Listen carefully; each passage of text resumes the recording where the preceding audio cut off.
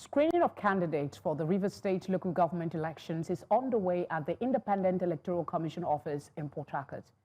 The exercise, initially set for 2 days, was compressed into a single day midway through the process. Candidates described the screening as credible and in full compliance with electoral requirements, adding that they are ready for the August 30 poll.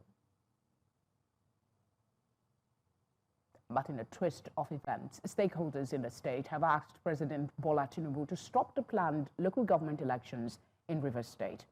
In a joint statement issued on Thursday, the Rivers stakeholders said Ibok-Ete Ibas, sole administrator of the state, lacks the legitimacy to conduct local government elections. The Rivers indigents expressed reservations over the composition of RSIEC, saying it was illegally constituted. The stakeholders said the sole administrator appointed by the president has no constitutional mandate to organize an LG poll, noting that his action threatens the very foundation of the federal system, the rule of law, and the peace of Rivers State.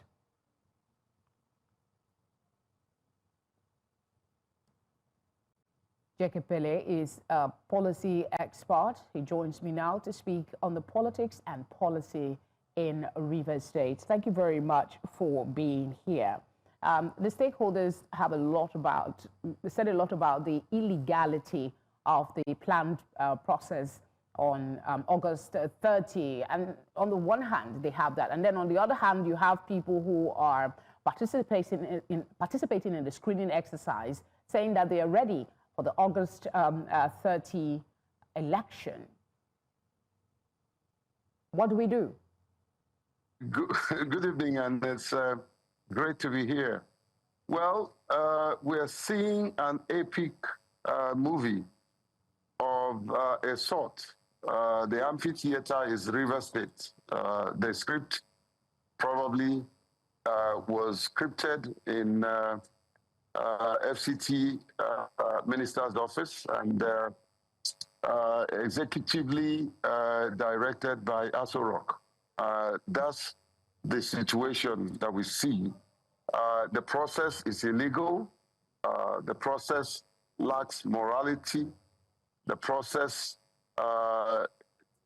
lacks every common sense and does not meet the integrity text of electoral process.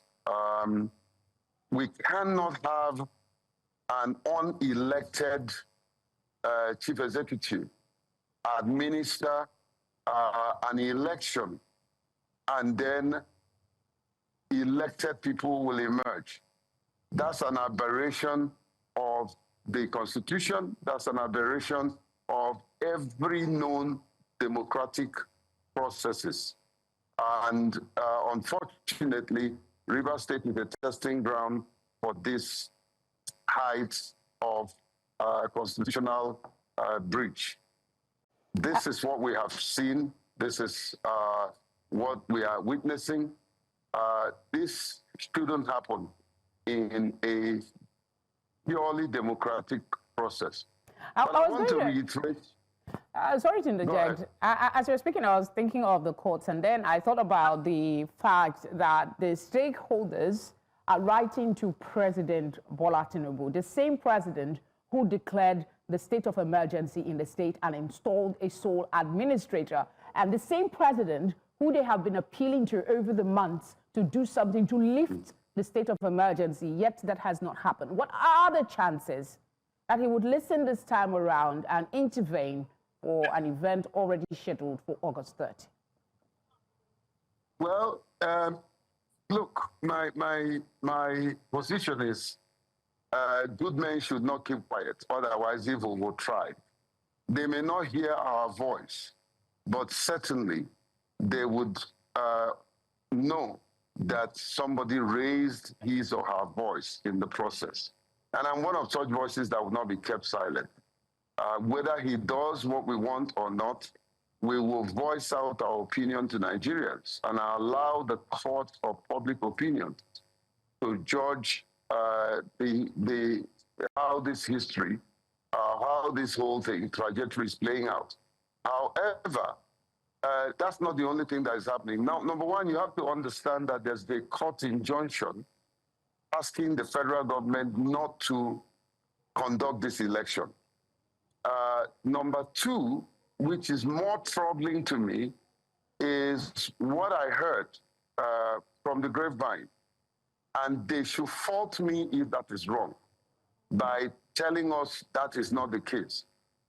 It's almost a known fact now that the federal government and Ibok are borrowing money to do what they are doing in Rivers State, which will leave us in debt because there's an injunction that stops the central bank from releasing the allocation, the resources allocated to the state, except they are doing it through the back door.